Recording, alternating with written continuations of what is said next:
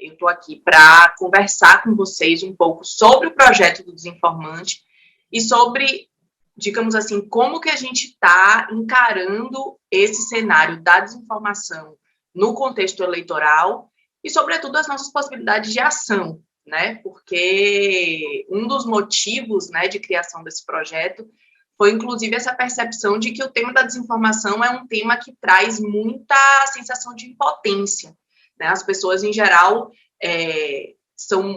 tem muitas pessoas que são muito boas de fazer leituras, né, sobre o contexto da desinformação, felizmente, esse diagnóstico ele tem se aprofundado cada vez mais, mas muitas vezes a gente tem dificuldade de dar um passo seguinte em direção a como combater esse problema e, sobretudo, como combater esse problema de forma sistêmica e não de forma pontual, né? Então, eu vou falar para vocês, eu separei a minha fala mais ou menos em 3 partes. Então, uma primeira parte é sobre o desinformante em si, que eu acho que vale a pena apresentar um pouco o que é esse projeto, o que está por trás dele e o que a gente vai fazer no cenário eleitoral. Depois, falar um pouco sobre especificamente esses desafios eleitorais, né, o que a gente está fazendo nesse contexto eleitoral e o que está colocado no cenário que a gente está vendo e pensar, evidentemente, as possibilidades de ação que estão por trás.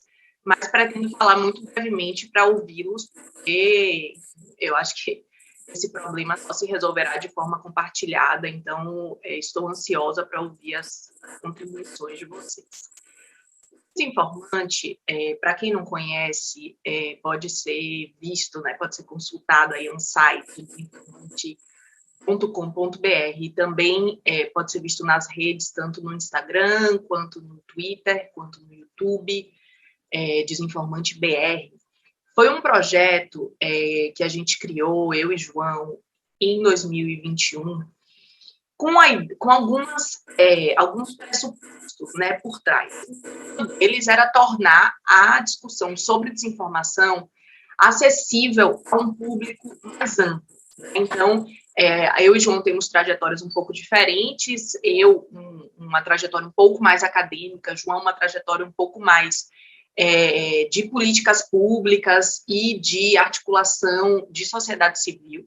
E a gente queria fazer com que essa discussão sobre desinformação, que a gente já via acontecendo em círculos muito especializados, chegasse até, na verdade, assim, chegasse de forma qualificada até uma parte mais ampla da sociedade, né? Então, o nosso diagnóstico era que a desinformação estava sendo tema de debates em mesa de bar, enfim, ano passado não era tanto em mesa de bar, porque ainda estávamos muito mais confinados, mas em conversas cotidianas, mas que a forma como esse tema estava chegando à maior parte das pessoas era uma forma muito simplista, superficial, muitas vezes dicotômica. Então, a gente queria trazer essa ideia de como a gente pode fazer com que a discussão sobre o problema sistêmico da desinformação, que a gente chama de tratar a desinformação no atacado e não no varejo, como é que a gente faz para explicar isso para as pessoas e para trazer as pessoas para junto da gente nesse debate, né? Então, o desinformante ele tem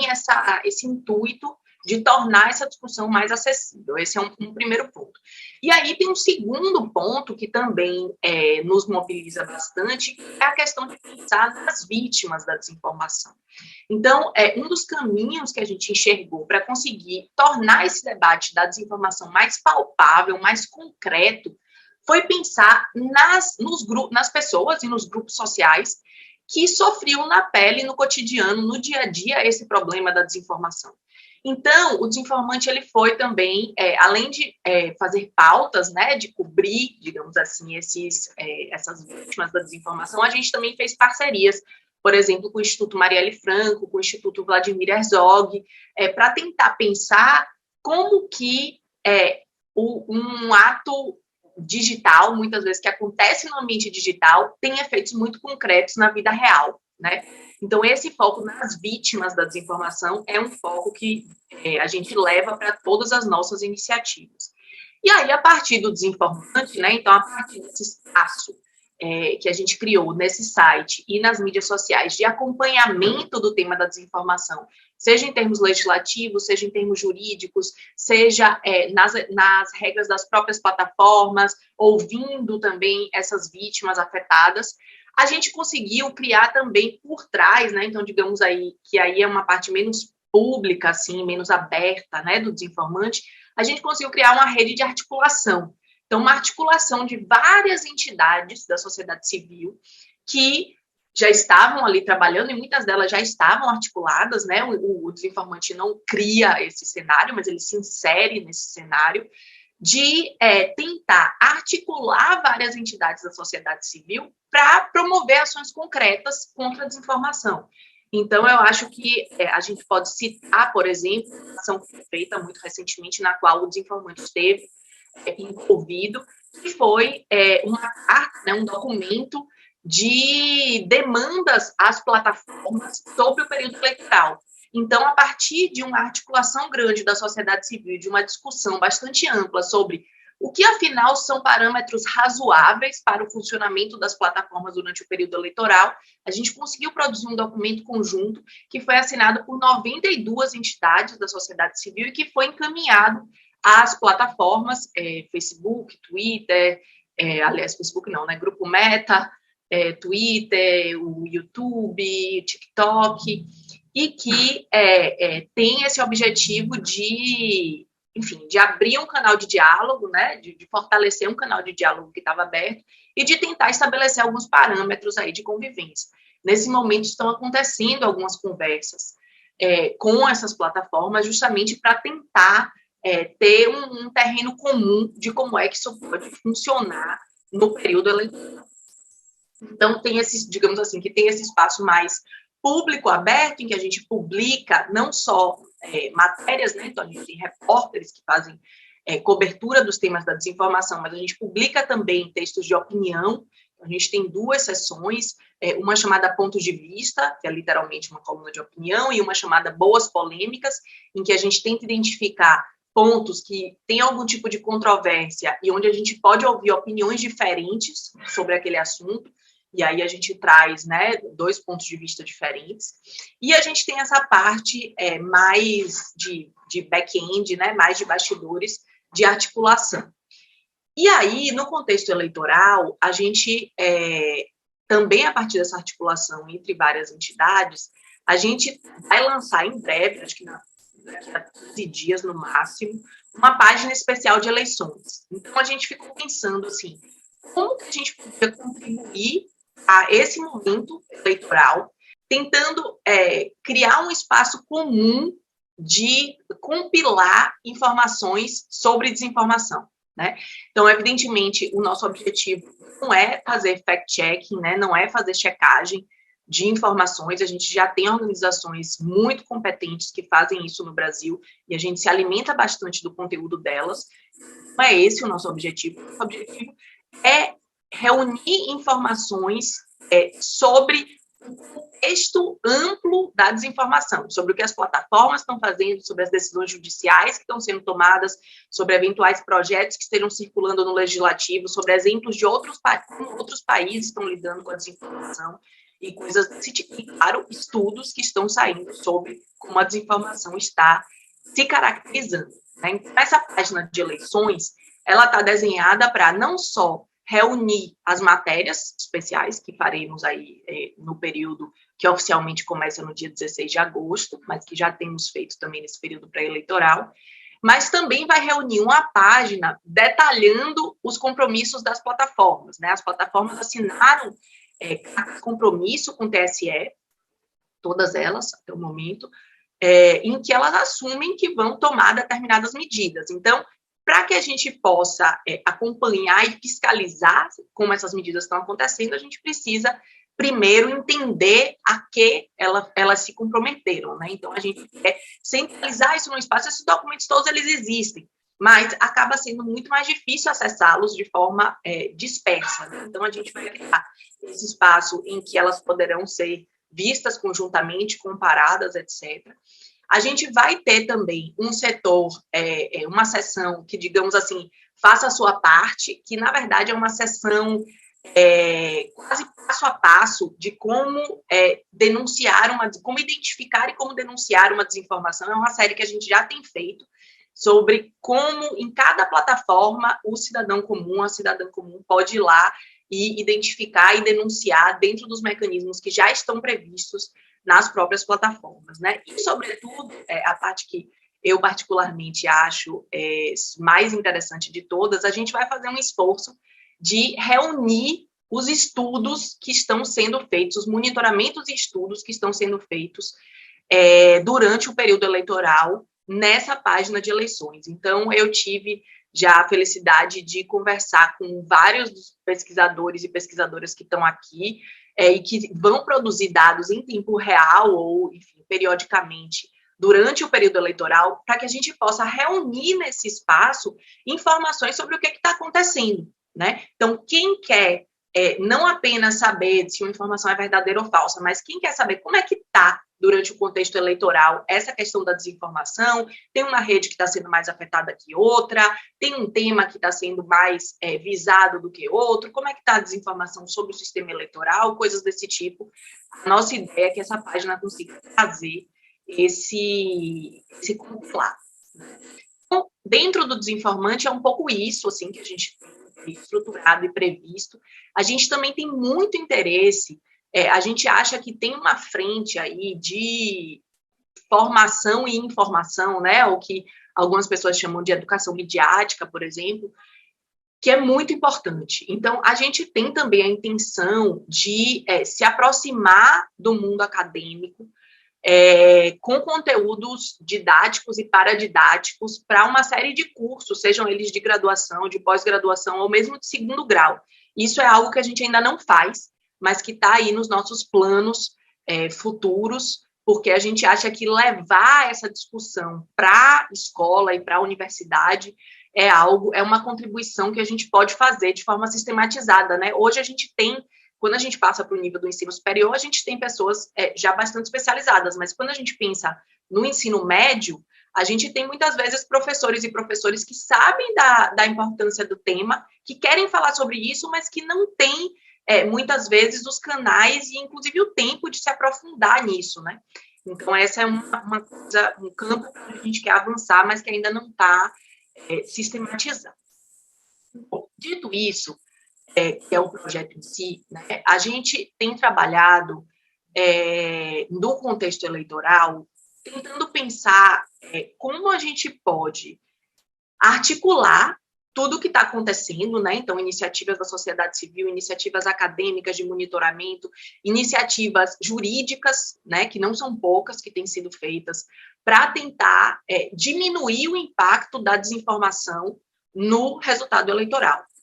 Então, a gente entende que isso é importante, tanto do ponto de vista do resultado eleitoral em si, né? Então, a gente sabe que as eleições de 2018 foram bastante complicadas nesse sentido, e, embora a gente não tenha medidas exatas do quanto isso impacta, a gente sabe que isso impacta, sim, no resultado eleitoral, mas, para além do resultado eleitoral em si, é uma importância da própria cultura política que está sendo construída, né? Então, a partir de 2013, o uso de plataformas digitais ele vem se intensificando e as consequências políticas desse uso vêm se tornando cada vez mais concretas. E a gente precisa incluir cada vez mais a questão digital em todos os debates que perpassam as consequências políticas sobre a nossa sociedade. Então, pensar nas eleições desse ano implica necessariamente em pensar em como que essa nova sociabilidade ela afeta a decisão do voto, o compartilhamento de opiniões, a circulação de informação e também de desinformação, né? Eu trabalho nas minhas pesquisas, eu gosto muito de trabalhar com a ideia do sistema de informação, da disseminação de informação e pensar a desinformação dentro disso, né? Não pensar a desinformação como um fenômeno isolado, um fenômeno maligno, maléfico, que surge e que vai afetar as nossas democracias, mas ele é um fenômeno que surge junto com uma série de outras novidades, digamos assim, da circulação informativa, né? Então, a gente precisa sempre pensar essas duas coisas associadas. Nesse sentido, a gente tem pensado em como combater, né, essa desinformação enquanto tática política. Então, é importante dizer que a gente não está aqui falando de estratégias para combater, digamos assim, o uso mais ingênuo, né, que se faz da desinformação, porque ele acontece, no dia a dia por pessoas comuns, o nosso interesse é de pensar formas de combater a desinformação enquanto tática política, ou seja, o uso estratégico, pensado, articulado da desinformação para obter determinados ganhos políticos de forma ampla e eleitorais de forma mais específica. Nesse sentido, eu acho que vale a pena destacar 4 estratégias, né, que a gente está tentando construir, seja dentro do Desinformante, seja em outros momentos da nossa atuação, enfim, minha, de João e de todo mundo que forma a equipe do Desinformante, que hoje tem umas 5 pessoas, se eu não me engano. É que teve umas contratações enquanto de licença, aí eu me perdi, mas acho que somos 5, além de mim e de João. Então, uma primeira frente é uma frente de informar os eleitores, então, de informar e de formar os eleitores, é justamente essa frente de produção de conteúdo e de disseminação desse conteúdo, de fazer com que esse conteúdo chegue até a maior quantidade possível de pessoas, a maior diversidade possível de pessoas e que chegue de uma forma compreensível, né, de uma forma que as pessoas consigam entender e se relacionar com esse conteúdo. Uma segunda frente de atuação, que é a de cobrar as plataformas. Essa frente tem se intensificado muito no último período, feito por várias instituições da sociedade civil, de chegar junto, conversar. As plataformas, em geral, elas têm se mostrado abertas, né, ao diálogo. Acaba que a gente sempre acaba conhecendo uma pessoa ou outra que está trabalhando em alguma plataforma, então esse diálogo ele se estabelece, mas os avanços ainda têm sido muito poucos, né? Então, os compromissos têm sido muitos, mas os avanços têm sido poucos, mas a gente tem mantido esse diálogo constante esses representantes das plataformas para tentar chegar a alguns avanços já têm sido feitos, né? Então, pequenos passos têm sido dados. Uma terceira frente é a frente de monitorar os candidatos. Então, nesse sentido, os estudos, especialmente acadêmicos, né? Mas também de algumas organizações da sociedade civil, como, por exemplo, a Novelo, do Chico Felitti, que faz um monitoramento do YouTube, próprio monitoramento do Internet Lab, Chico está aqui, eventualmente pode falar mais sobre isso, que tem feito monitoramento também muito focado na questão de gênero, por exemplo, e também de plataformas específicas como o Telegram. Enfim, tem uma série, o próprio Virgílio faz monitoramentos que são muito relevantes, o Pablo também. Então, assim, tem uma série de dados que tem alimentado esse nosso acompanhamento constante, como que os candidatos e seus apoiadores estão se colocando nas redes e como a desinformação ela tem sido usada, né, nessa estratégia. De novo, ressaltando assim, que o Desinformante não é um centro de pesquisa, tá? Então, a gente não produz dados, a gente reúne, sistematiza e trabalha com dados que são produzidos em outros ambientes, né? Enquanto pesquisadora, sim, eu trabalho com a questão dos dados mais diretamente, mas não é o cerne do Desinformante.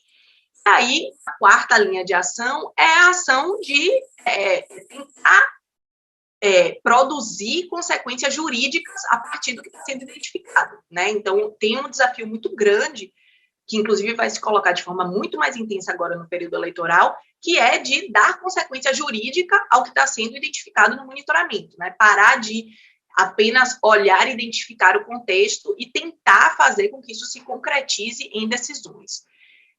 Então, isso tem avançado, mas a gente ainda tem avançado, inclusive, porque os próprios processos do Ministério Público e de outras instâncias judiciais, do próprio TSE, têm incorporado cada vez mais esse tema da desinformação. E eu acho que isso é importante dizer, que é muito fruto também dos ataques ao próprio sistema eleitoral, né? Então, o fato de que especialmente a extrema-direita, especialmente os apoiadores de Bolsonaro, têm usado como estratégia o ataque ao sistema eleitoral, fez com que esses atores do próprio sistema se mobilizassem de forma muito mais intensa para tentar barrar essa questão.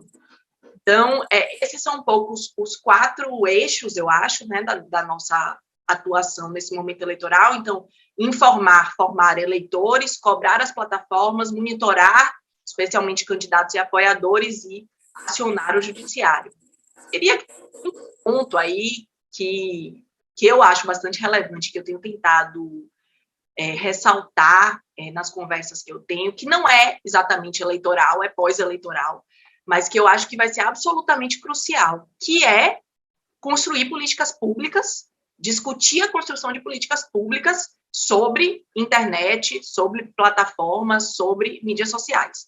A gente tem visto uma série de discussões, seja na União Europeia, seja nos Estados Unidos, seja em outros países, acontecendo nesse sentido. A gente teve uma discussão bastante grande no Brasil em torno do chamado PL das fake news, né?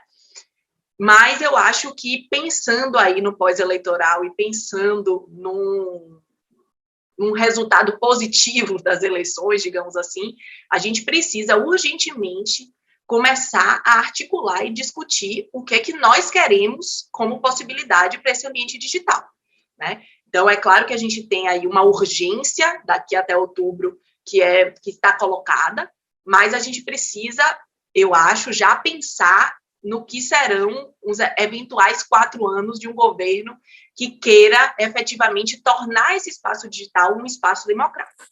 Então, esse é um desafio que eu, pessoalmente, acho que é bastante relevante.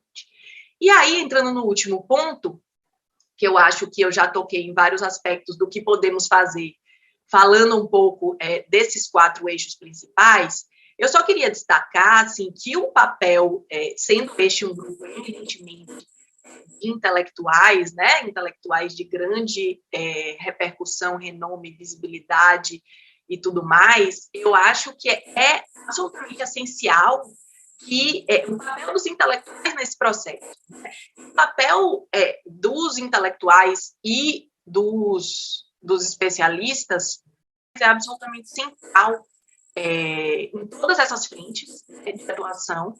E eu queria ressaltar que não especificamente, não somente no próprio ambiente digital, né? Então, essa atuação, ela pode se dar porque evidentemente, a ação nas próprias redes ela é central, mas a ação em outros espaços de comunicação, como outros espaços de mídia, como salas de aula, como espaços de debate ampliado, são também muito importantes para que a gente consiga avançar nesse tema. Então, eu acho que durante o período eleitoral vai ser muito importante que a gente consiga ter um acompanhamento e atualização dos dados sobre desinformação.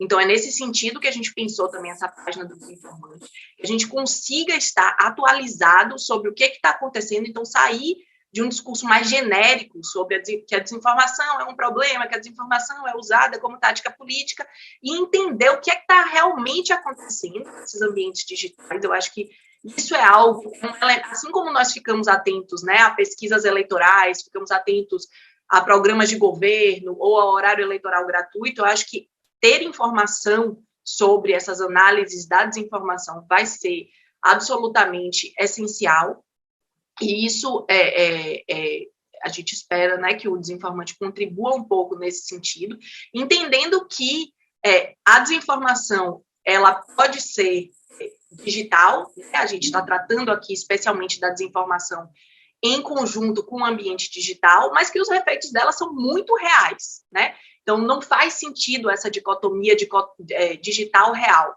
Os efeitos que a gente tem visto, tanto do ponto de vista eleitoral, quanto do ponto de vista do dia a dia das pessoas, quanto do ponto de vista de violência, como a gente viu aí recentemente acontecer tesoureiro do PT e com Marielle Franco e com os outros exemplos que a gente tem, os efeitos são muito reais, né?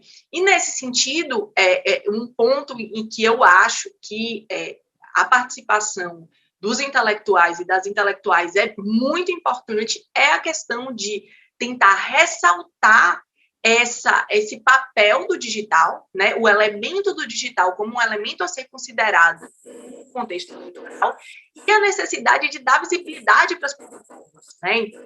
Eu cheguei a fazer uma fala uma vez com o Eugênio lá no IEA, sobre a invisibilidade das plataformas e o problema do termo plataformas, etc. Eu acho que uma das nossas grandes tarefas é tornar o papel dessas plataformas visível, né? Elas vão tentar se esconder atrás de outros atores que têm, sim, capacidade de decisão, como o próprio judiciário, como o executivo, como o legislativo. Então, elas vão se dizer limitadas por esses poderes, mas uma das coisas que a gente precisa fazer é trazer essas plataformas para a responsabilidade sobre os espaços que elas próprias estão gerindo e criando, né? Então, deixa eu ver se tem mais algum ponto. Bom, e, evidentemente, a questão das políticas públicas que eu já tinha ressaltado, pensando aí no momento eleitoral, mas, sobretudo, no pós-eleitoral, em que eu espero que tenhamos a chance, né, de construir isso de forma democrática, coletiva, inclusiva e tudo mais. Eu tenho tido, Nina, cada vez mais uma impressão de que essa desordem informativa, eu gosto dessa expressão, ela tem a ver com uma desagregação, um estilhaçamento da cultura política. E eu vou desenvolver uma pergunta a partir dessa premissa.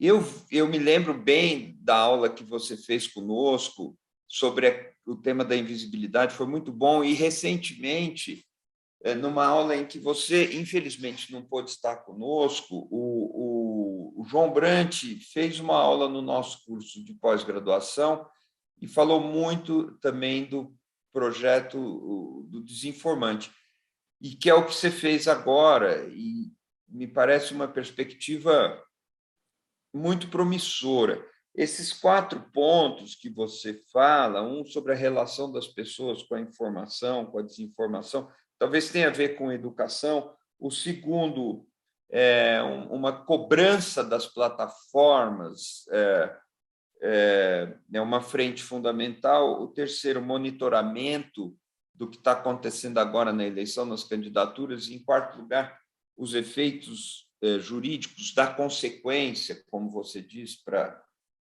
esse trabalho, consequência jurídica, cobre um campo de ação incrível, e acho que é por aí. Mas eu tenho pensado no seguinte, talvez esteja havendo uma transformação na forma que a sociedade tem e as pessoas individualmente têm de ler a realidade. E, assim, se nós passássemos muito rapidamente do que a gente poderia chamar de uma cultura livresca ou de uma cultura de letrados na direção de uma cultura digital, ou, em outros termos, se a gente passasse da instância da palavra impressa para uma outra instância que seria de imagens ao vivo, também digital,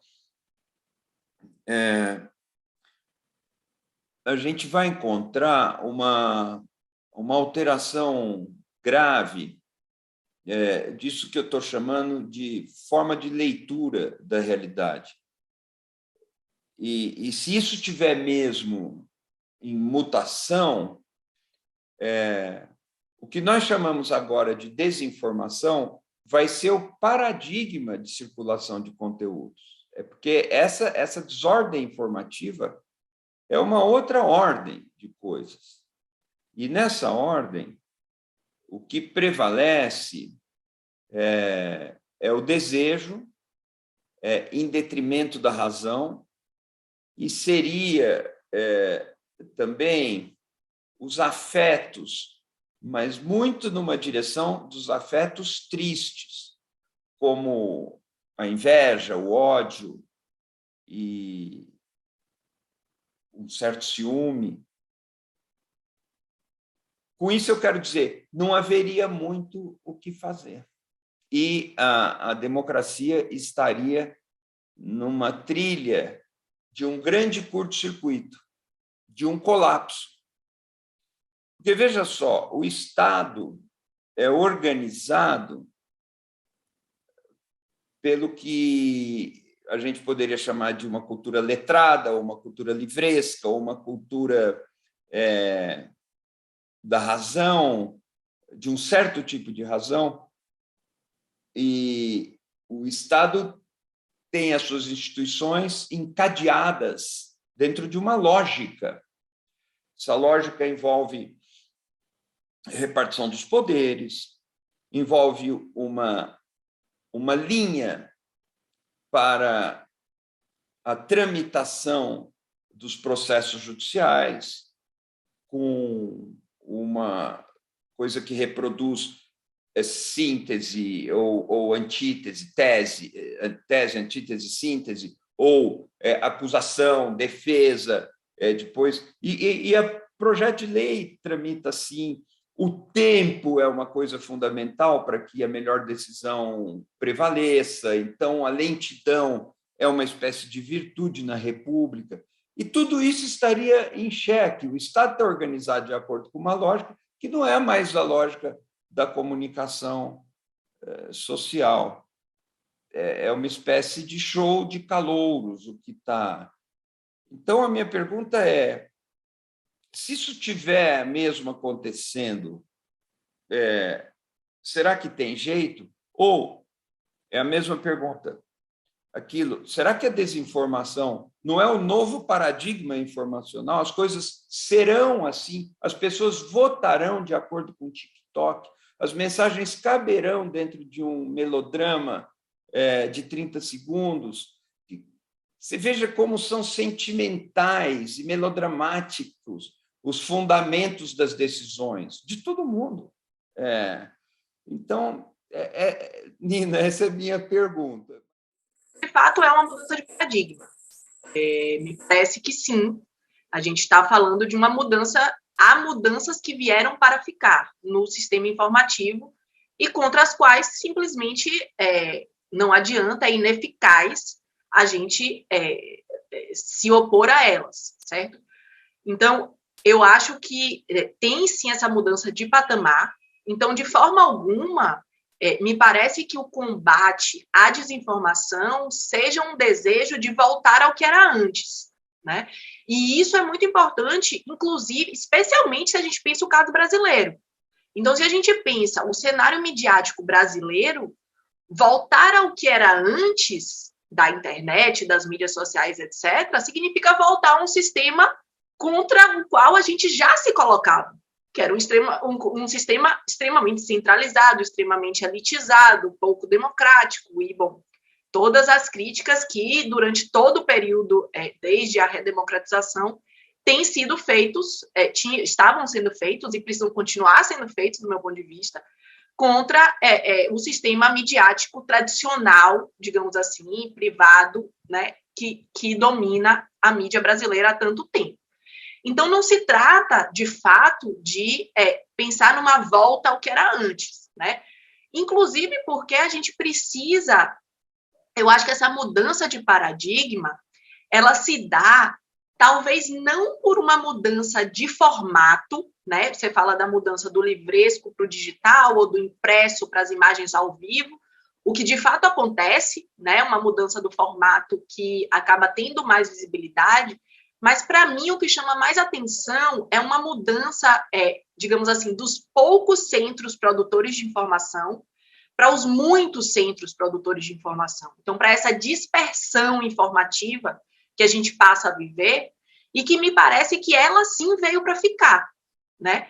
E essa dispersão, ela tem consequências que são contraditórias. Então, por um lado, essa dispersão, ela permite uma inclusão de novas vozes, uma diversidade, né, de atores que conseguem chegar até a visibilidade pública, digamos assim, ganhar notoriedade pública, e isso me parece bastante positivo, porque justamente consegue trazer para dentro do sistema informativo uma série de atores sociais minorizados que eram excluídos do nosso sistema midiático tradicional. Só que, por outro lado, essa mesma multiplicidade de vozes faz com que a desinformação se torne um problema gigantesco, porque os filtros que, em teoria, garantiam uma certa qualidade informativa, né, então toda a deontologia jornalística e etc., não são mais os únicos ou os principais filtros por onde passa a informação. A gente tem outros filtros que estão colocados. Então, me parece que não é a desinformação que veio para ficar, é essa multiplicidade de fontes de informação que veio para ficar, que traz com ela novos filtros informativos.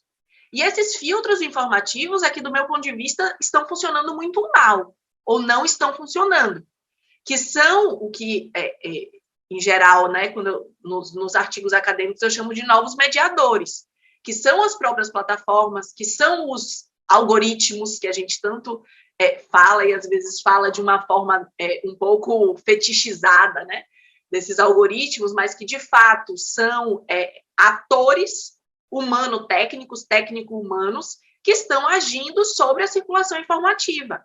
E atores sobre os quais a gente não tem conhecimento, transparência, espaço de debate social sobre como é que eles estão se comportando, quais são os parâmetros que estão sendo usados, né?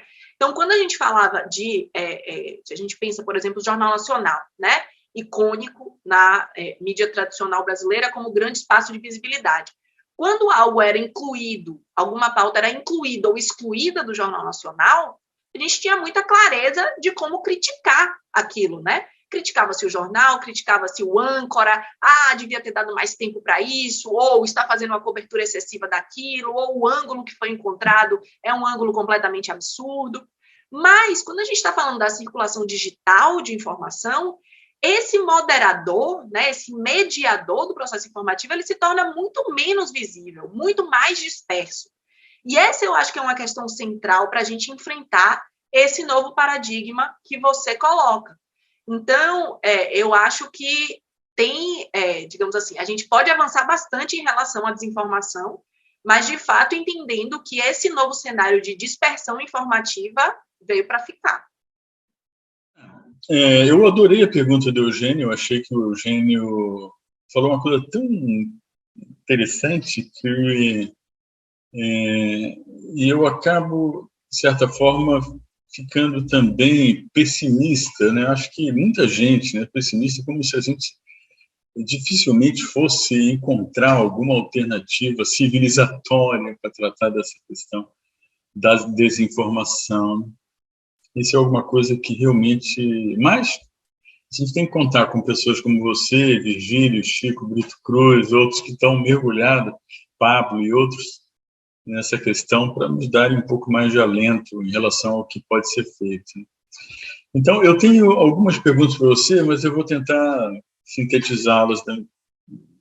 Primeiro, uma questão muito objetiva. Será que você poderia mencionar, de forma rápida, quais são as principais desinformações que vocês catalogam e classificam? O que mais? Qual é a ordem? As 5 principais, desinformações que são mais presentes, né, nas plataformas. A outra pergunta é: o objetivo do agente desinformante é essencialmente eleitoral ou há também algum tipo de interesse de outra natureza, um interesse econômico? Que tipo de desinformação e o interesse do agente que promove a desinformação? É só uma tática política ou são interesses econômicos também? Uma outra pergunta é: a imprensa está ajudando o trabalho do desinformante? Vocês já contam com o apoio da imprensa, da grande imprensa, ou da imprensa em geral, no trabalho de vocês? Estão se tornando parceiros efetivos ou ainda é cedo? E, da mesma forma, queria saber se o relacionamento de vocês com as plataformas, vocês já encontraram interlocutores qualificados, profissionais que entendem o desafio, para vocês interagirem? Falo do desinformante, o trabalho de vocês com essas plataformas. Já está havendo uma integração, uma conversa regular, e vocês estão se sentindo apoiados e respeitados pelas pessoas das plataformas que se dedicam a esse tema, né? Finalmente, saber se nesse tempo de trabalho do Desinformante, se você já tem algum resultado tangível, alguma coisa concreta que vocês, a rigor, já possam contar para a gente, como já obtiveram, né, a partir do trabalho de vocês. Obrigado, Nina. Bom, começando sobre quais as principais desinformações, essa é uma questão bem complicada de responder.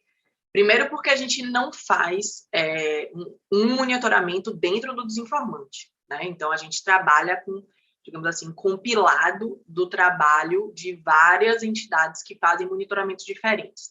Segundo, porque ninguém faz um monitoramento da rede inteira, de todas as redes inteiras, né? Então, nenhum pesquisador aí, me corrijam, os especialistas que estão aqui, mas ninguém monitora o Facebook inteiro, o Twitter inteiro, o Instagram inteiro, para conseguir ter essa medida, a não ser, obviamente, as próprias plataformas, para conseguir ter essa medida de quais são as maiores desinformações. Geralmente, os monitoramentos que são montados, eles são montados baseados ou em temáticas, né? E aí você vai por palavra-chave, por exemplo, por determinados termos que são usados, ou você vai por determinados atores, ou você associa as duas coisas. Então, você monitora determinados perfis e determinadas palavras-chave, né? O sistema que o Pablo montou, por exemplo, ele pode comentar, se quiser, é um pouco baseado nisso. Então, você identifica uma série de atores que são bastante relevantes para um determinado tema, e a partir daí você monitora, né, o que está acontecendo naquele recorte do ambiente digital. Mas, bom, pensando no nosso contexto, no nosso interesse aqui, no sistema, no momento eleitoral e na questão política, de forma geral, eu acho que eu destacaria 3 tipos de desinformação que a gente vê recorrentemente acontecendo e ganhando muita visibilidade. A primeira é a própria desinformação contra o sistema eleitoral. Então, ataques às urnas, ao TSE, aos ministros do Supremo, ataques institucionais, digamos assim, em relação ao contexto eleitoral. Depois, desinformação ligada a grupos minorizados. Então, vários estudos têm mostrado como a desinformação tem um viés de gênero, de raça muito forte. E aí, por exemplo, falando de uma pesquisa da qual eu participei, o Internet Lab também participou no ano passado, em que a gente estudou, por exemplo, ataques a jornalistas no ambiente digital, que acontecem bastante. O viés de gênero é bastante presente, e aí, nesse ponto, a desinformação ela acaba andando muito junto do discurso de ódio. Então, essas duas coisas não são idênticas, não necessariamente estão juntas, mas especificamente nesse tipo de desinformação elas acabam se encontrando bastante. E depois você tem desinformação, de fato, voltada para determinados atores, né? Atores contra os quais há interesses. Então, a gente tem vários momentos em que atores diferentes são alvo disso. A gente tem a própria Patrícia Campos Melo, por exemplo, que foi alvo disso, ainda é alvo disso, mas foi alvo disso muito fortemente em um determinado momento, a própria Marielle Franco, e, evidentemente, o ex-presidente Lula, que é, assim, o suprassumo do alvo de fake news, sempre, em qualquer monitoramento que é feito, é impressionante a quantidade de informações falsas que são divulgadas em relação a ele.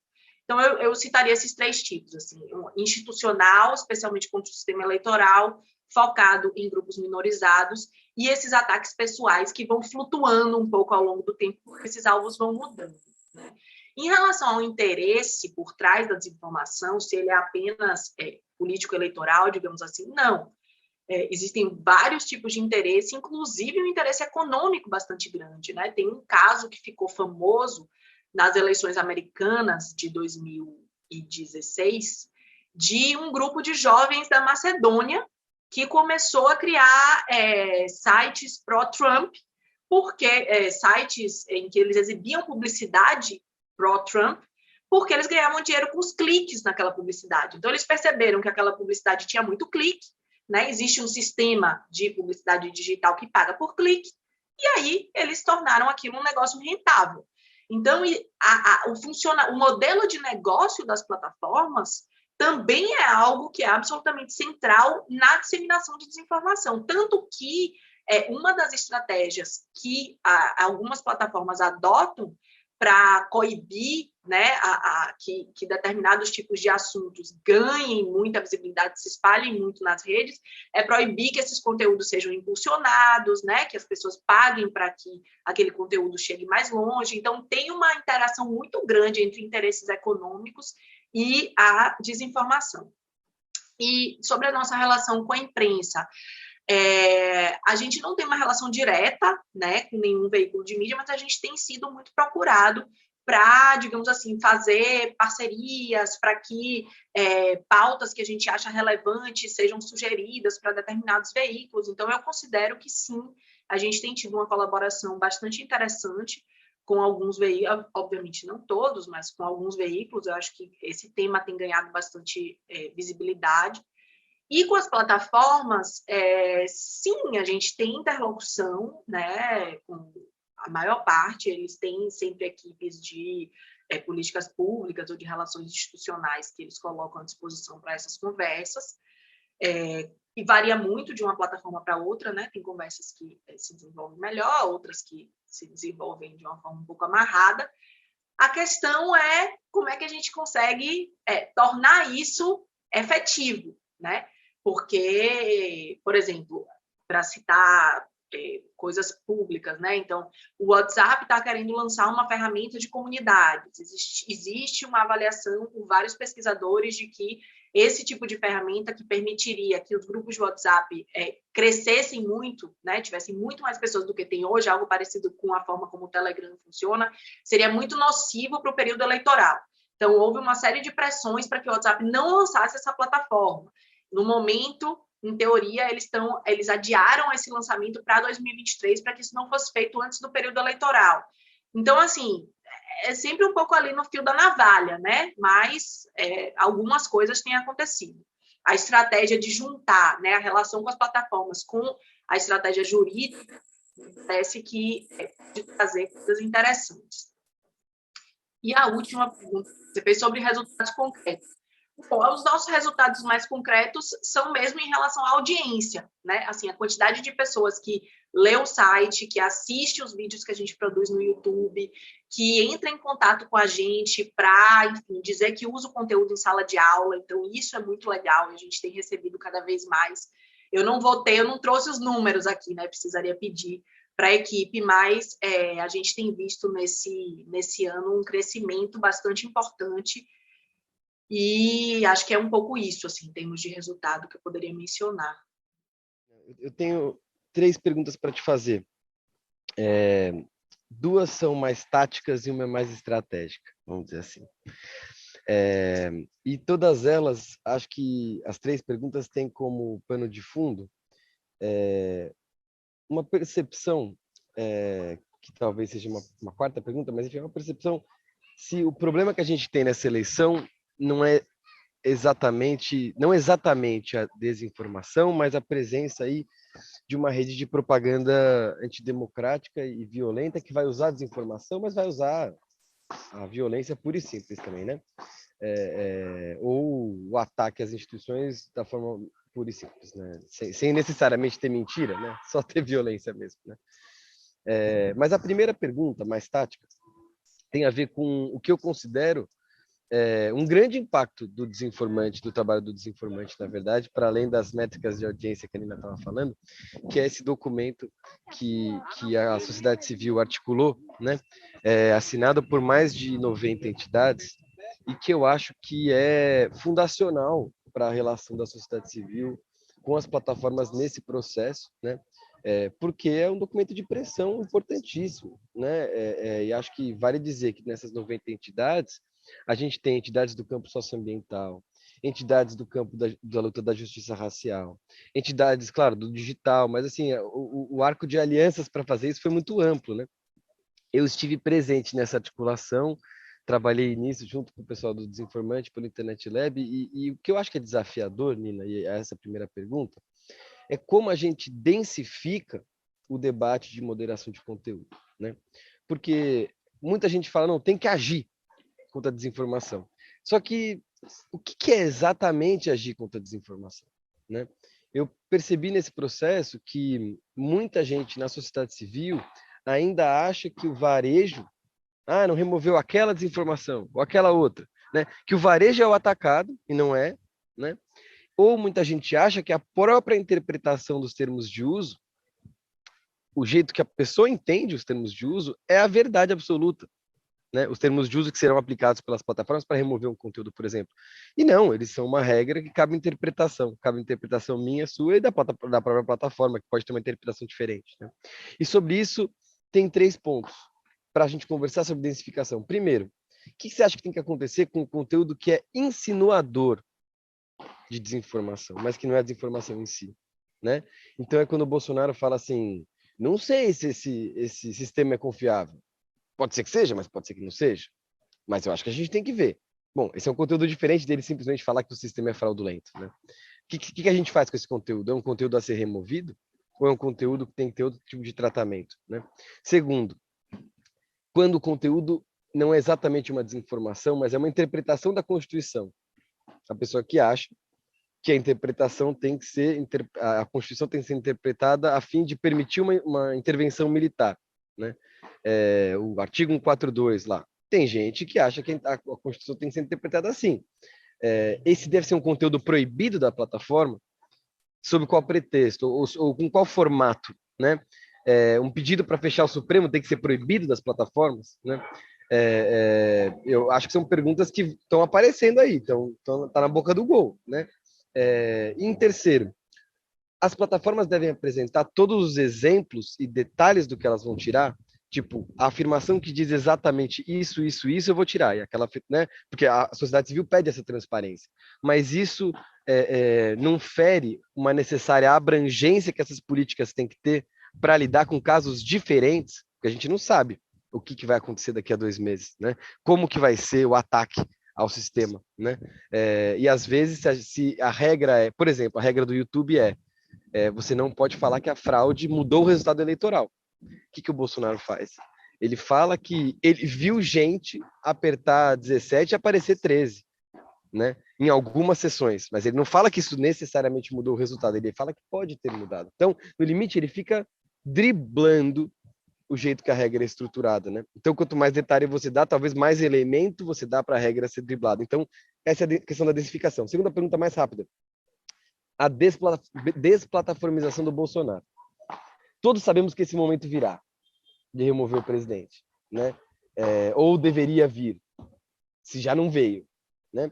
Agora, como operacionalizar isso no momento de campanha eleitoral, que ele é candidato, tem direito de participar do processo, sabendo que, se ele for retirado das plataformas, ele consegue hoje, né, especialmente durante a campanha, não só usar isso eleitoralmente falando, mas também consegue, na primeira instância, provavelmente do Judiciário Brasileiro, que já deu muitas dessas ordens, em relação ao Terça Livre, por exemplo, uma ordem para voltar, para ser reestabelecido. E aí, se a plataforma retira de forma privada o presidente, e o presidente consegue pela justiça uma ordem judicial para voltar, quem que vai tirar ele de novo, né? Então, qual que é o momento certo para avaliar uma decisão como essa, né? Que é uma decisão inevitavelmente política, né, da plataforma. Em terceiro, uma pergunta mais estratégica. Futuro, estava falando do futuro, do que vai acontecer, se tiver um governo que não seja esse, né? Eu estou muito preocupado, eu queria te ouvir sobre estratégias, porque com o cenário de recessão nos Estados Unidos, com alta dos juros lá, e de possível manutenção desse dólar que a gente tem, ou até de um dólar mais alto, e também de retração, especialmente das empresas de tecnologia, das suas receitas, né? A gente está vendo as empresas, o Facebook acabou de anunciar que vai ter uma queda grande na receita projetada para agora, e projetando que eles irão reduzir as equipes, né? Especialmente as equipes que não estão dedicadas ao metaverso, ou sabe-se lá qual é a nova invenção brilhante do Mark Zuckerberg. Isso me preocupa muito, porque o Brasil pode não ser o mercado menos prioritário, mas não é definitivamente o mais, né? Então, qual é a estratégia num eventual governo futuro para lidar com essas plataformas num cenário que elas não vão estar com acesso a dinheiro, vamos dizer assim, como elas tinham antes. A pressão de acionista vai ser maior, né? E a gente vai ter um cenário de desinformação que não vai embora. Então, a gente tem que mudar a estratégia? É isso. Se eu tivesse resposta para todas essas questões, Chico, estava bem, viu? Mas vamos lá, acho que são pontos cruciais aí para o debate, né? Então, eu concordo totalmente com você de que o problema da eleição, digamos assim, que a desinformação é um problema, mas como parte de um problema maior, que é isso que você chamou de rede de propaganda antidemocrática, né? Então, assim, é uma das táticas que está sendo usada. Eu acho que é dessa forma que a desinformação tem que ser encarada, né? Não como um fenômeno isolado, mas sim como um fenômeno que abre espaço e cria contexto para que outros tipos de ação aconteçam. Então, com certeza, isso é absolutamente central. Quando você fala de densificar a ação, né, de como densificar essa ação contra a desinformação, e aí eu acho que isso perpassa um pouco, né, por tudo que você falou, que é assim, eu acho que a gente precisa encarar o problema da desinformação como um problema da democracia e que, portanto, a gente precisa pensar em respostas institucionais para esse problema. Não adianta pensar a desinformação como um problema do usuário, do eleitor, da plataforma em si, das regras de uso da plataforma. Assim, tudo isso tem uma ação muito limitada. O problema do jornalismo. Todos esses atores têm um papel, e papéis diferentes nesse ciclo, né, que faz com que a desinformação circule. Mas a gente, do meu ponto de vista, a gente só vai conseguir se aproximar de uma solução ou se aproximar da construção de um modelo informativo mais democrático se a gente pensar do ponto de vista institucional, de como é que a gente faz com que a desinformação seja tratada dentro das instituições democráticas e não apenas dentro das plataformas ou das organizações de sociedade civil e por aí vai. Então, quando você fala, bom, mais especificamente, né, do conteúdo insinuador e das interpretações da legislação, a minha resposta mais honesta que eu posso te dar é não sei. Se eu fosse, assim, se precisasse tomar uma posição agora sobre isso, eu diria que eu acho bastante complicado excluir isso, né, das plataformas, porque aí me parece, né, que a gente chega muito perto do limite da liberdade de expressão. Obviamente, a gente está pensando em conteúdo insinuador de Bolsonaro insinuando que tem fraude eleitoral, a gente está pensando em interpretação da legislação para fechar o Supremo, mas a gente poderia pensar em exemplos também mais progressistas ou de esquerda, ou seja lá o que for, em relação a isso. Então, eu acho que isso precisa ser muito discutido. Aí, assim, eu não tenho uma resposta e eu acho que o mais importante é a gente pensar que instâncias podem ter essas respostas, né? Então, quando você fala sobre o detalhamento das plataformas, sobre que palavras, termos estão sendo excluídos especificamente, eu concordo totalmente com você. Isso pode funcionar hoje, mas não vai funcionar amanhã, porque amanhã vai acontecer um fato novo, vai acontecer um assassinato, vai acontecer uma decisão judicial, vai acontecer e vai ter um novo termo, vai ter uma nova coisa que vai ser usada. Então, assim, é enxugar gelo, sabe? A exigência de transparência, para mim, é absolutamente essencial, mas não a exigência de transparência nesse sentido, nessa minúcia, porque isso é atualizado e mudado o tempo inteiro. Eu acho que o que está por trás, né, dessas 3 decisões, de qual conteúdo retirar e de que tipo de informações precisam se tornar públicas, na verdade, que instância que é capaz de decidir esse tipo de coisa, que é, no fundo, uma decisão de interesse público, né? Então, eu fico muito assustada quando, algumas vezes que eu estou lendo termos que eu uso das plataformas ou conversando com algumas pessoas das plataformas, e aí você vê que, assim, não, a regra é que toda vez que tiver a palavra X, a gente exclui, toda vez que falar do tema Y, a gente exclui, mas se for, por exemplo, um candidato, né, e aí eu vou entrar na sua pergunta sobre a disputa, Se for, por exemplo, um candidato, aí a gente já entende que tem interesse público. Então, na verdade, as pessoas precisam saber que o candidato está defendendo aquela posição, ainda que aquela posição seja completamente antidemocrática ou absurda. E aí, o que eu fico pensando é, quem são essas pessoas para decidir o que é de interesse público ou não? Entendeu? Assim, por que são essas pessoas que a gente não sabe nem quem são, que estão ali e que tem que decidir isso cotidianamente, né? Então, o que me parece que é o problema central é que instância de decisão é essa que consegue ter legitimidade democrática para interferir nesse processo de comunicação. Então, eu acho que isso é o que está por trás.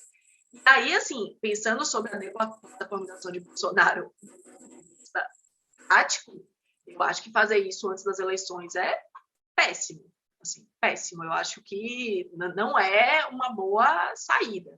Não que, se a gente for ler, né, claro, pelos termos de uso, né, pelos precedentes, etc., com certeza eu acho que sobram motivos para que isso seja feito. Mas, como você falou, eu acho que o impacto disso em termos eleitorais é muito ruim. Assim, a gente não tem ainda sustentação, eu acho, de opinião pública para conseguir que isso seja encarado de forma positiva, né? Não foi feito durante o mandato inteiro, eu acho que fazer agora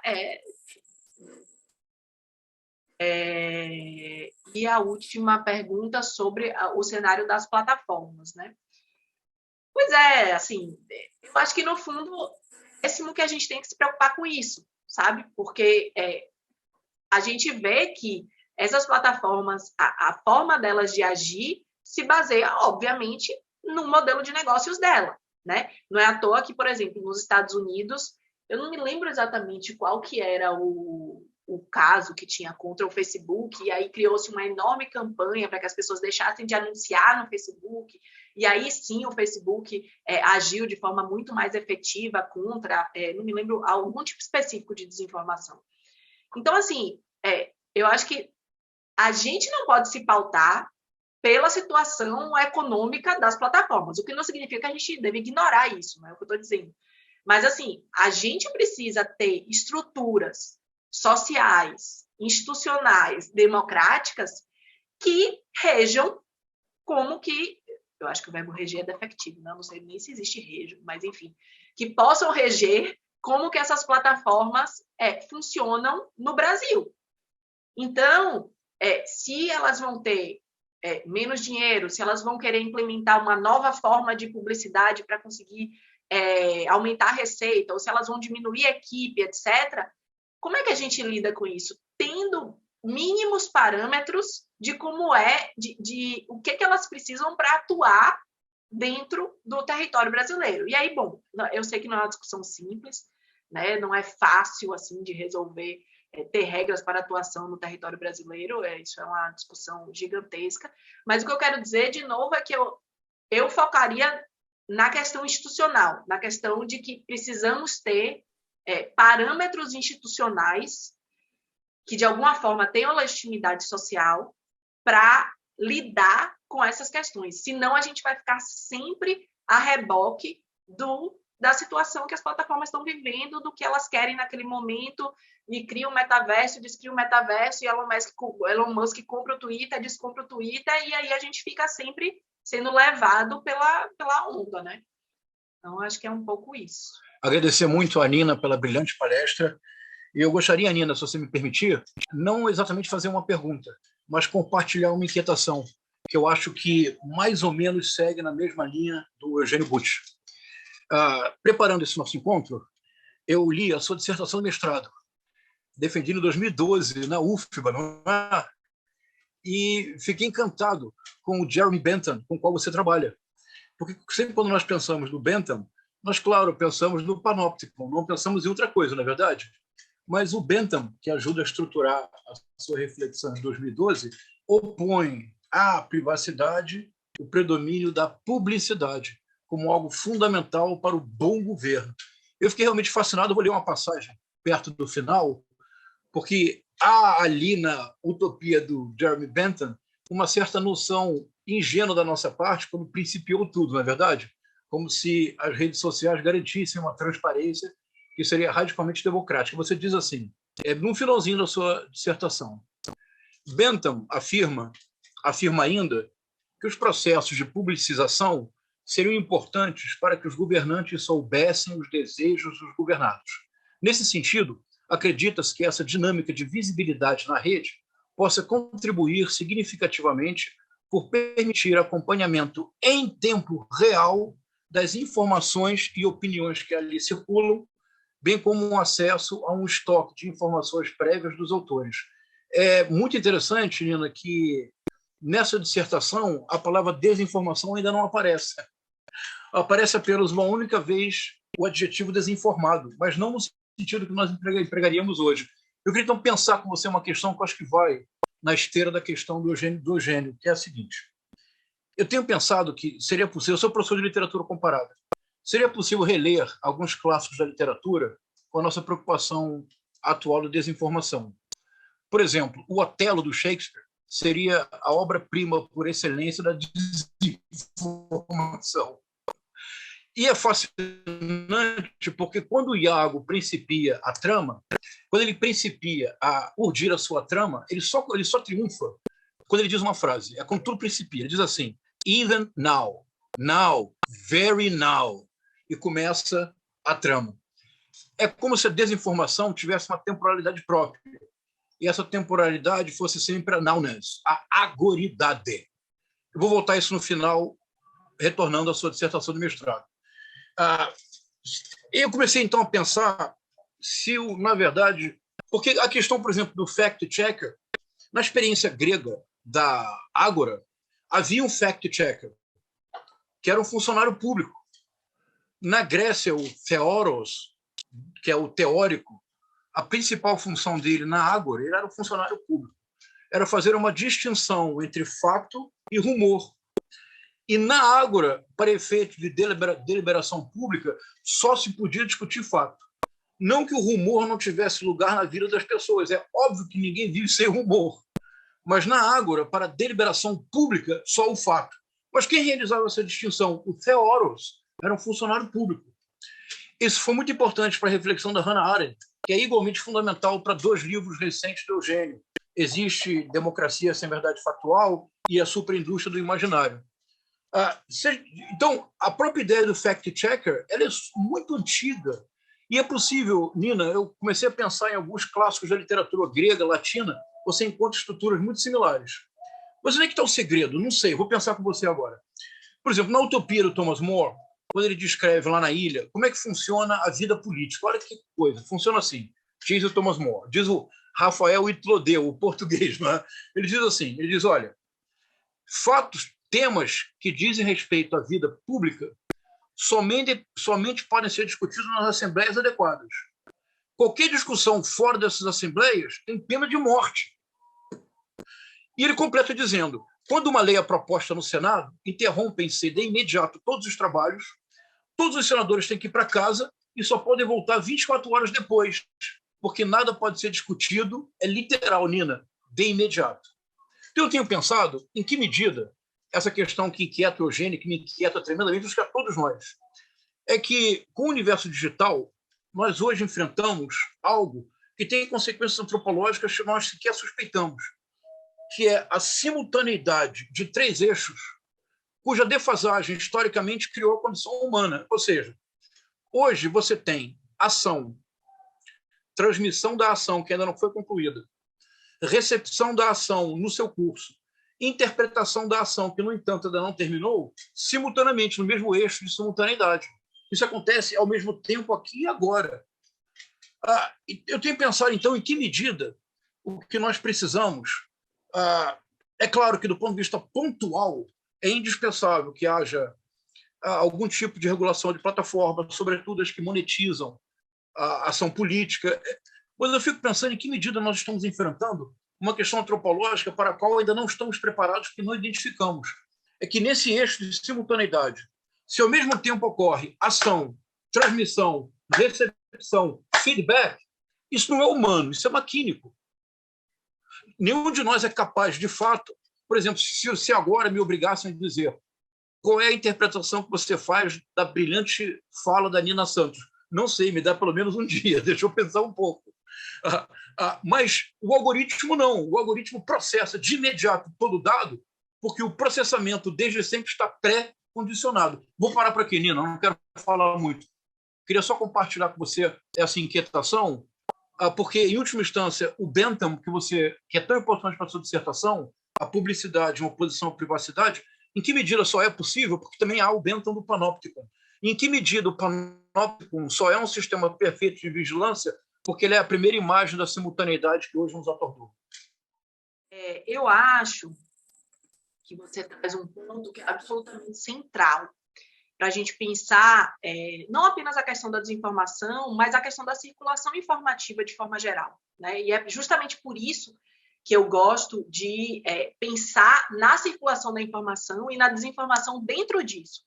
Porque, de novo, eu acho que é uma parte constituinte de um sistema muito mais amplo. E a temporalidade é um elemento muito, muito, muito relevante nesse processo. Justamente porque, inclusive na minha tese, eu trato um pouquinho dessa questão da temporalidade do tempo real, mas essa é uma questão que eu tenho desenvolvido um pouco mais recentemente, junto até com um professor, colega de Virgílio lá na UFMG, o professor Ricardo Fabrino, em que a gente tem tentado trabalhar essa questão da temporalidade em relação aos movimentos sociais, pensando um pouco como que o digital muda essa temporalidade da articulação social, né? E a gente tem trabalhado com uma ideia que se aproxima um pouco do que você chamou de agoridade, né? Então, a gente tem trabalhado com a ideia de um espessamento do presente, digamos assim, né? Uma intensificação do presente, em que o presente ele ganha muito mais... digamos assim, que a ação política se constitui por uma sucessão de presentes em que o passado e o futuro se tornam muito menos concretos, muito menos visíveis, se desfazem no ar, né? Para fazer uma brincadeira aqui. Então, essa ideia da ação, transmissão, recepção e feedback que acontecem de forma quase simultânea, eu acho que é bastante importante, sobretudo porque, e aí voltando lá na questão do Eugênio, né, que falou de como que as pessoas mudam a forma de ler a realidade a partir desses novos fenômenos, me parece que a gente cria uma falsa sensação de real, né?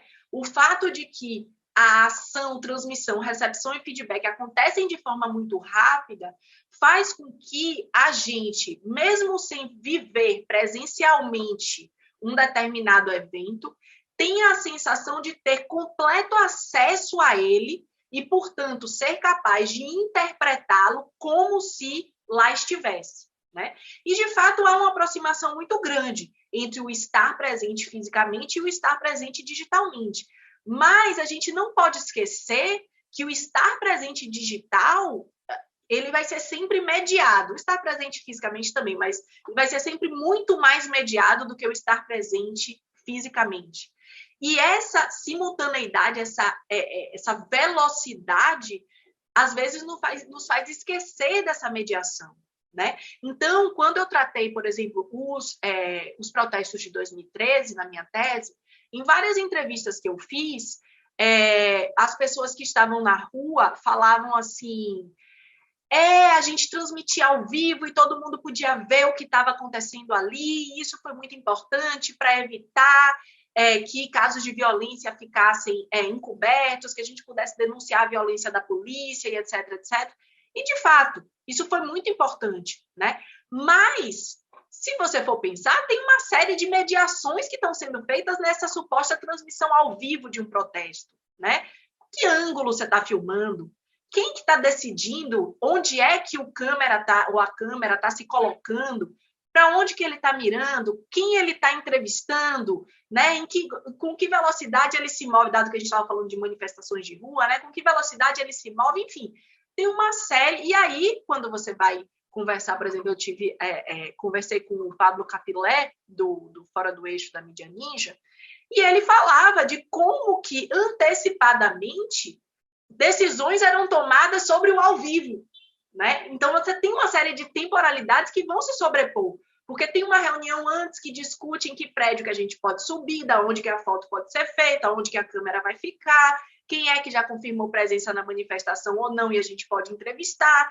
Então, assim, esse ao vivo, ele, apesar de parecer presente, ele não é completamente presente, né?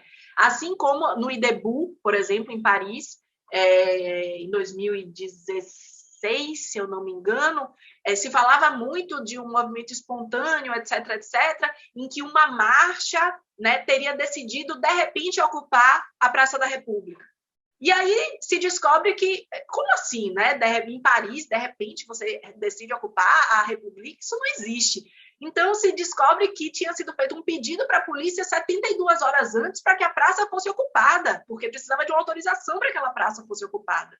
Então, enfim, eu não tenho respostas sobre essa questão que você coloca, mas eu acho que essa questão da temporalidade, né, do que já foi chamado também, por exemplo, de convergência de momentos, né, é um elemento central para a gente pensar. E, de fato, eu acho que isso que você coloca no final sobre a nossa capacidade de lidar enquanto humanos com essa velocidade, eu acho que é algo bastante, enfim, que me instiga muito, né? Porque eu não sei se de fato é uma mudança que a gente consegue absorver e que transforma o próprio ser humano, né? O que significa ser humano, ser sociável, estar em sociedade nesse novo contexto, ou se é algo que nos desafia a tal ponto que faz com que o maquínico ganhe um espaço que não tinha antes, né?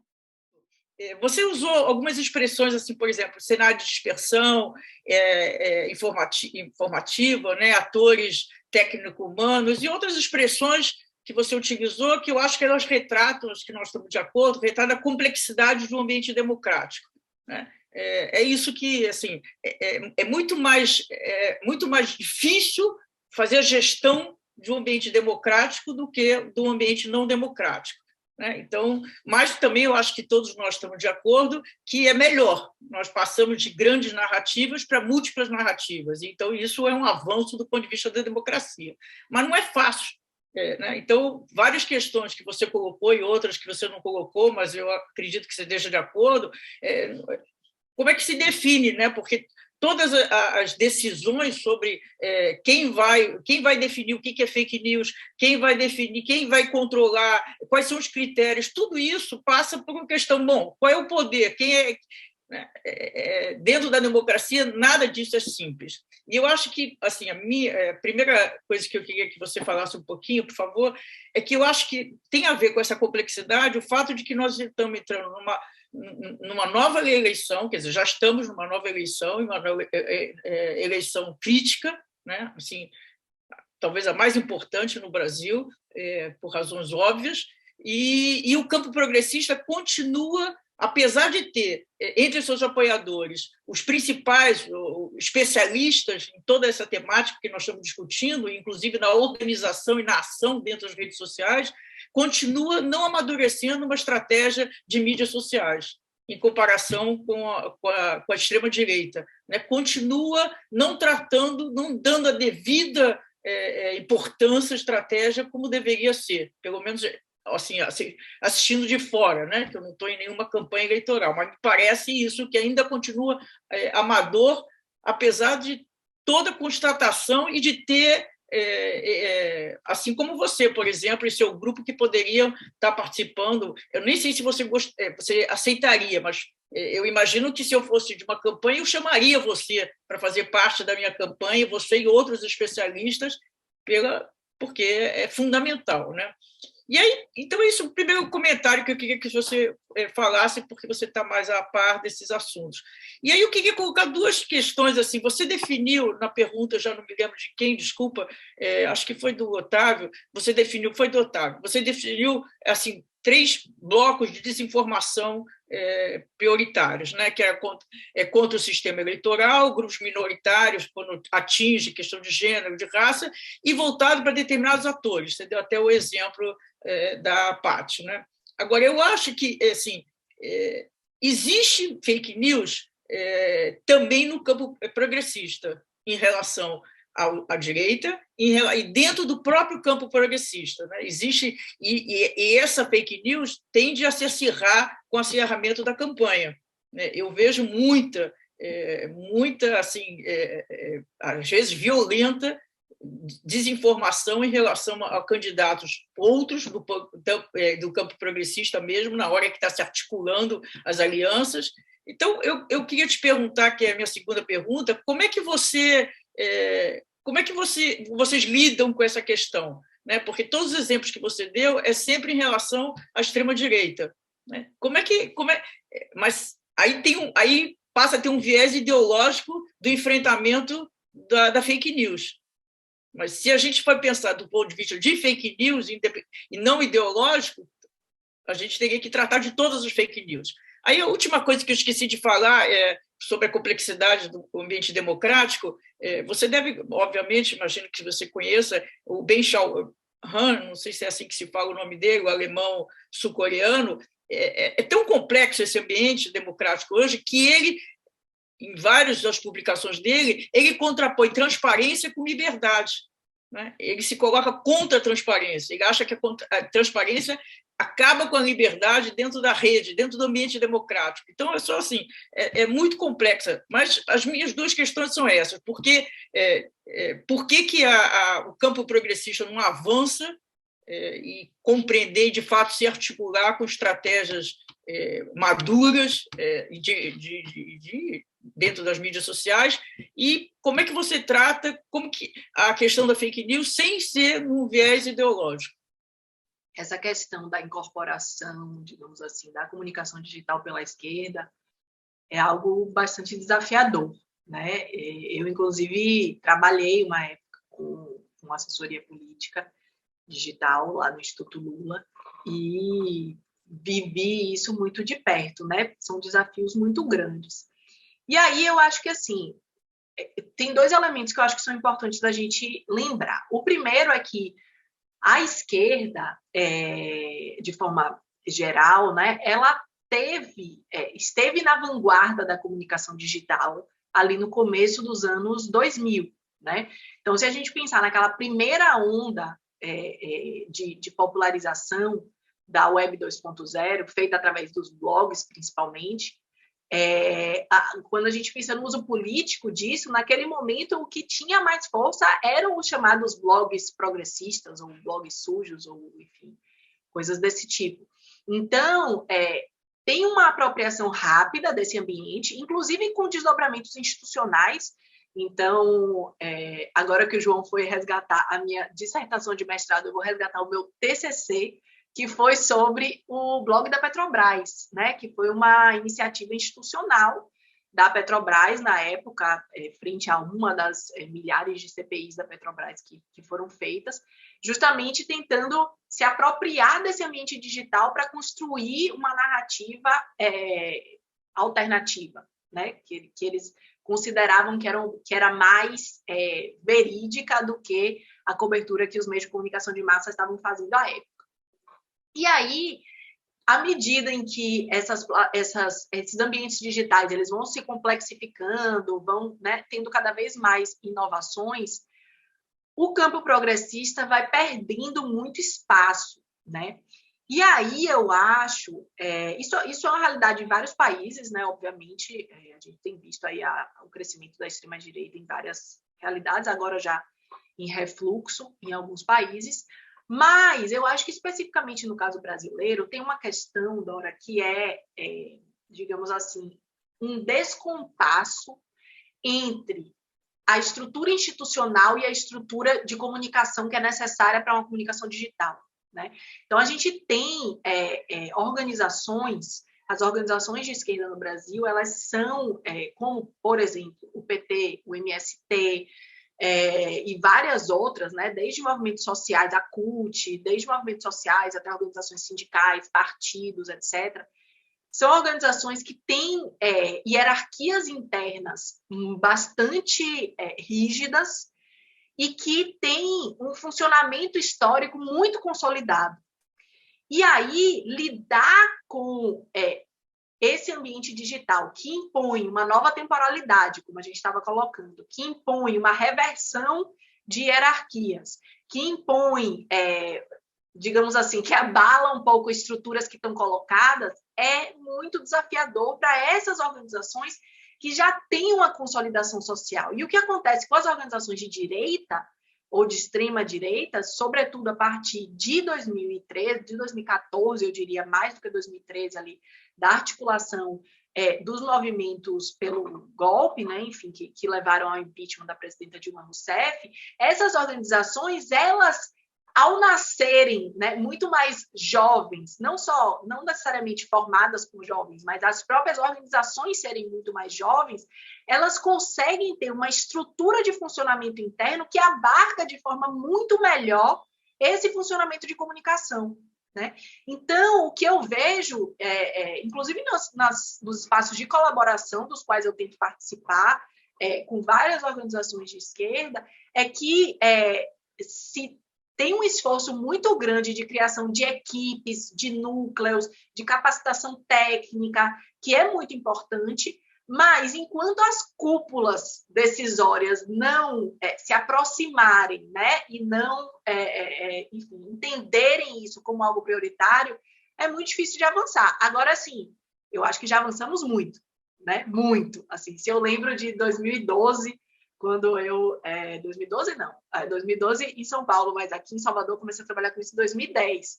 E eu olho para hoje, eu sei que avançamos imensamente, mas ainda é um desafio muito grande e eu acho que é justamente por causa dessa estrutura interna das organizações.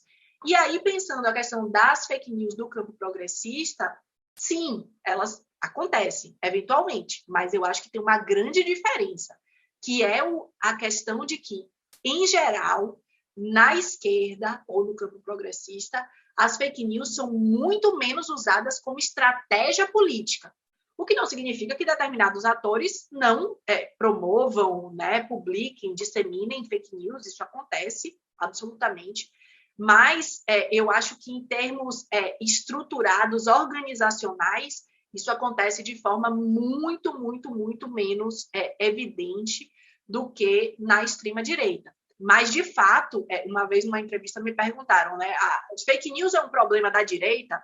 Não, eu não acho que fake news é um problema da direita. Eu acho que fake news é um problema do sistema de comunicação que a gente vive hoje, do qual, né, somos todos parte, inclusive o campo progressista. Mas se a gente pega numa leitura,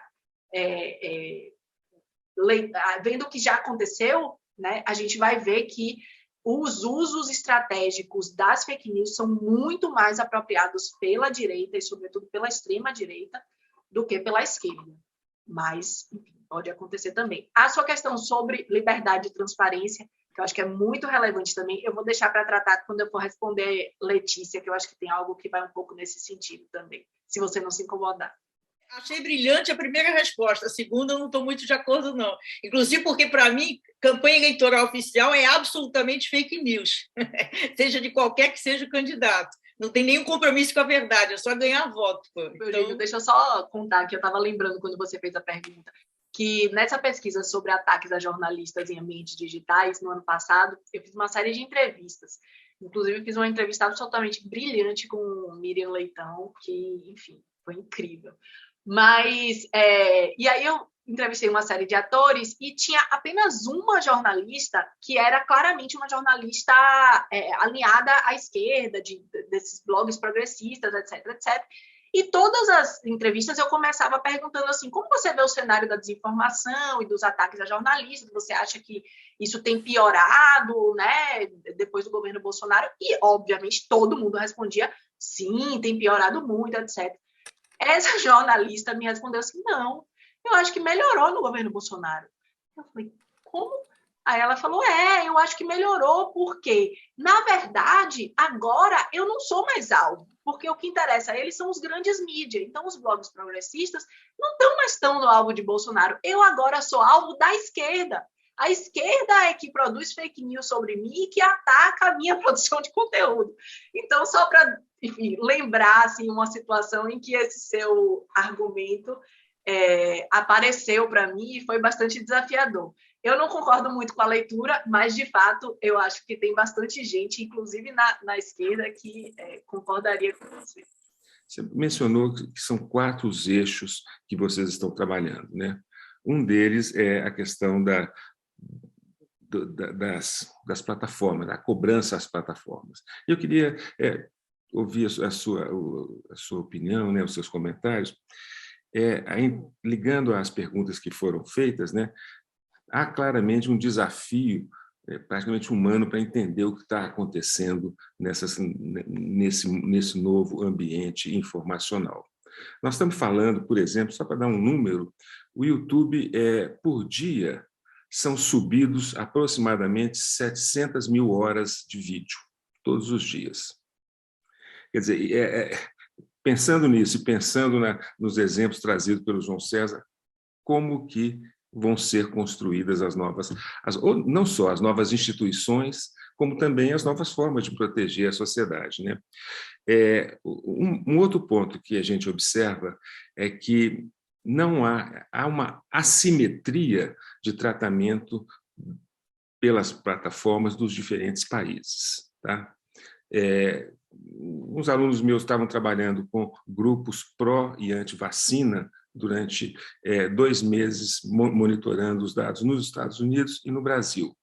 O número de remoções nos Estados Unidos, de vídeos e de canais, é 2 vezes maior que o do Brasil, tá? Considerando o mesmo número de grupos observados. Então, as plataformas tratam diferentemente os países de acordo com a percepção ou da posição política do país, ou da importância econômica, enfim, desses vários fatores, né? Aí, eu queria te colocar, não a pergunta, mas ouvir a sua observação sobre 2 pontos.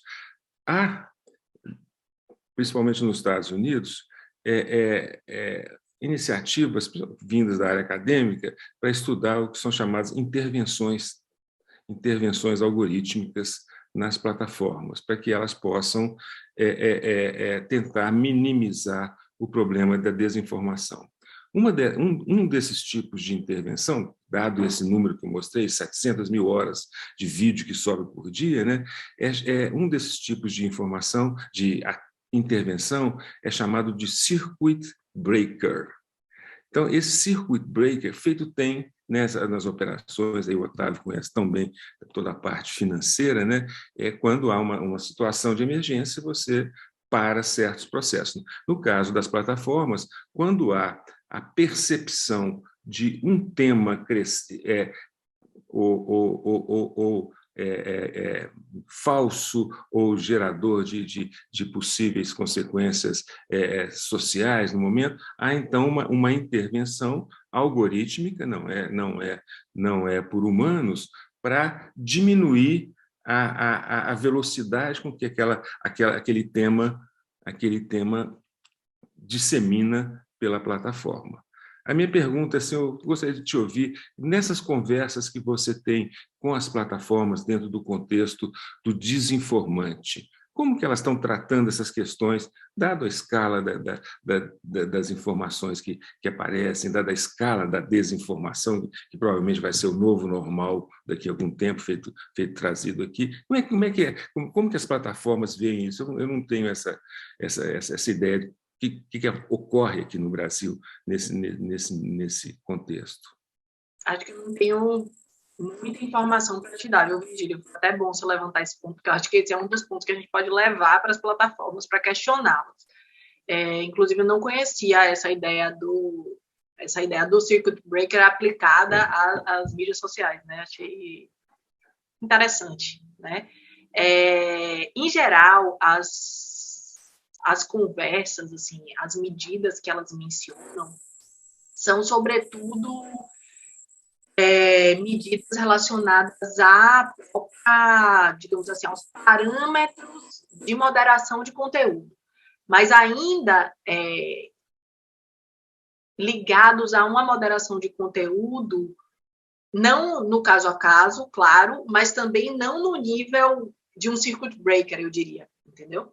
E ainda são muito inespecíficas também. Então, assim, é claro que tem plataformas mais avançadas, né, que publicam periodicamente, como, por exemplo, essa semana o Twitter publicou o relatório de transparência, eles publicam periodicamente e se vangloriam por ter sido a primeira plataforma a fazer um relatório de transparência, etc., que de fato foi. Mas, em geral, o que a gente tem percebido nessas conversas é que, assim, existe uma inespecificidade da explicação das medidas que são tomadas e que isso acaba fazendo com que a gente avance de forma muito lenta, porque tanto do ponto de vista da construção das demandas, quanto do ponto de vista das respostas. Então, o que a gente tem percebido é que a gente leva demandas, como, por exemplo, as demandas que estão aí nessa carta, que eu mencionei na apresentação e que Chico ressaltou, que são demandas que foram acordadas, né, entre várias entidades, mas muitas vezes nas conversas isso acaba sendo tratado de forma muito superficial. Então, a necessidade de moderar conteúdo contra o sistema eleitoral. Mas a gente já faz essa moderação. Como é que vocês fazem essa moderação? Não, a gente faz essa moderação a partir de palavra-chave, x, y, mas assim, e aí, o que a gente vê nos monitoramentos? Um monte de conteúdo que não é retirado do ar. Então, a gente está justamente nesse momento, assim, tentando, chegando à conclusão que a gente precisa mudar a nossa estratégia de como demandar para ver se a gente consegue mudar a forma como eles respondem, entende? Porque senão a gente fica num nível de que, assim, somos todos a favor da democracia e do bem geral da nação e, enfim, nada avança, entende? Então, eu não tenho essa minúcia de como por exemplo, que se essas intervenções algorítmicas estão sendo feitas, certamente estão, mas assim, como elas estão sendo feitas no Brasil e se estão sendo feitas coisas do tipo um circuit breaker em relação a quais temas, a partir de quais parâmetros, isso não é algo que eu tenha informação para te dar, mas certamente é algo que eu acho que pode pautar, inclusive, acho que seria bacana a gente conversar um pouco depois, mais para frente, para... Uma outra pergunta que eu queria te fazer, muito curta, é que, em geral, na moderação de conteúdo, as equipes usam ferramentas, principalmente ferramentas de processamento de linguagem natural, para acelerar a dada quantidade, né? A gente observa que as ferramentas de processamento de linguagem natural, em inglês, são muito mais poderosas do que aquelas que têm versão em português, tá? Então, e se as plataformas não investem nessas ferramentas na língua portuguesa, o processo aqui é menos efetivo do que lá, sabe? Certamente. E isso já está, assim, isso é central da agenda que a gente tem discutido com elas. Então, assim, existe, claro que, é uma coisa que eu insisto sempre, assim, é claro que a questão da desinformação, da transformação digital, da dispersão de informação é um problema global, mas existe uma desigualdade gigantesca no tratamento desse problema entre o norte e o sul global, para falar assim, de forma bastante ampla, né? Então, assim, essa desigualdade é gritante. E não apenas em termos de ferramentas, mas também em termos de pessoal, né? Então, uma das questões, inclusive, se eu não me engano, foi o Ministério Público de São Paulo que mandou para as plataformas um pedido de informações para várias dessas plataformas, e uma das coisas que pedi era justamente dados sobre quantas pessoas estão trabalhando na moderação de conteúdo, quantas dessas pessoas são falantes nativos de português, qual é a diversidade dessas pessoas, né? Quantos são, qual o gênero, qual é a raça, etc., porque isso também influencia, já que são essas pessoas que estão tomando decisão sobre o que pode ou não pode circular naquele ambiente, a gente precisa saber, né, quantas pessoas são, como é que isso está sendo feito. E isso um desafio gigantesco em relação, inclusive, a línguas que não são reconhecidas pelas plataformas. Eu tive agora, enfim, num contexto que não vem ao caso, mas com uma pessoa de Curaçao, e ele falava, gente, o Facebook simplesmente não trata acho que é Papiamento, a língua local, né? Eles falam várias línguas em Curaçao, mas a língua local é Papiamento. E simplesmente essa língua não existe para o Facebook. Isso significa, por um lado, que você não pode, em termos de estratégia de mercado, direcionar uma publicidade para as pessoas que publicam em Papiamento. E, por outro lado, que do meu ponto de vista é muito mais grave, significa que você não tem absolutamente ninguém que está olhando o conteúdo que é publicado nessa língua. Então, essa questão das equipes de moderação de conteúdo, da língua falada, da formação em termos de gênero, raça, da quantidade de pessoas, é, assim, muito, muito, muito grave e muito desigual entre os países, muito desigual. E aí, esse ponto que você levanta das ferramentas, eu acho que se acresce a isso, né? Do tipo de ferramenta que eles conseguem utilizar para tratar esses dados em massa, porque claro que não é tudo que vai para o tratamento humano, né? Faço aqui a pergunta que a Letícia Cesarino deixou. Imagino que eu vou lê-la, porque a Letícia mandou isso no chat aqui. O que, no levantamento que vocês do Desinformantes estão fazendo, tem se destacado em termos de frentes de regulação em outros países e que poderiam ser interessantes ou não interessantes no caso do Brasil. E, especialmente, se há alguma coisa sobre isso quanto à desinformação eleitoral. Eu não estou seguro que dê para entender a pergunta. Você entendeu, Nina? Porque ela é uma anotação rápida, ela iria perguntar isso. Mas acho que ela está falando de coisas que estão acontecendo, eu vejo especialmente na Europa, foram várias iniciativas e que poderiam ser transplantadas para cá ou adaptadas para cá, se vocês estão, de alguma forma, no Desinformante, vendo coisas assim. No Desinformante, a gente tenta acompanhar, né, essas iniciativas de regulação, de legislações relacionadas à desinformação e ao ambiente digital de forma geral em outros países. Eu não conheço tão de perto para tratar no detalhe, mas eu acho que tem três pontos que têm sido bastante debatidos em várias realidades nacionais e que, inclusive, estavam em debate aqui na época do PL das fake news também, em algum nível.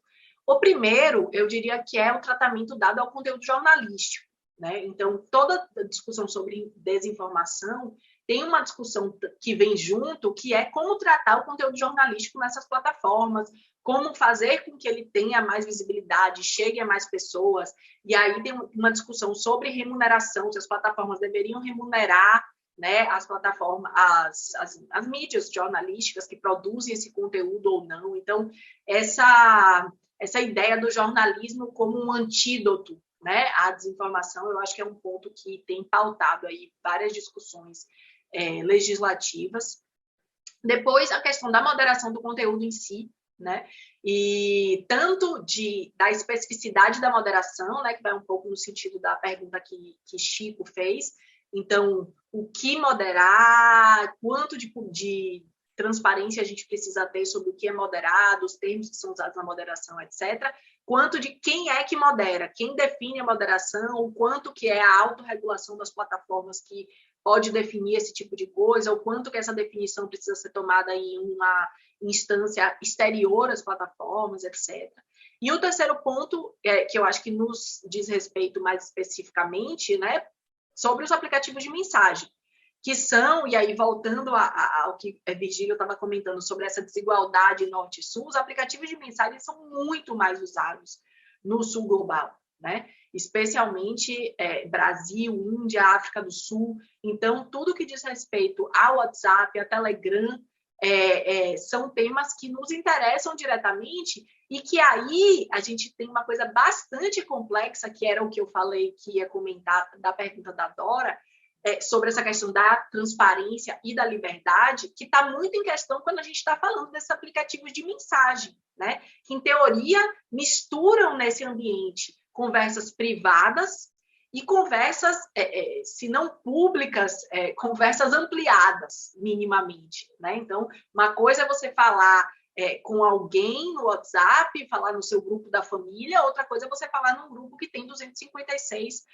pessoas, ou você falar num grupo aberto que tem o seu link divulgado publicamente na internet. E isso falando do WhatsApp, quando a gente vai para o Telegram, a gente está falando de uma audiência muito maior. Então, existe um desafio muito grande em como legislar, como entender, na verdade, esse ambiente que está aí numa mescla quase que de comunicação interpessoal e broadcast, né?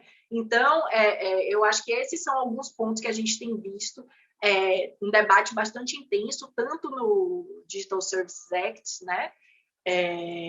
Quanto em outras legislações que têm sido aí debatidas pelo mundo.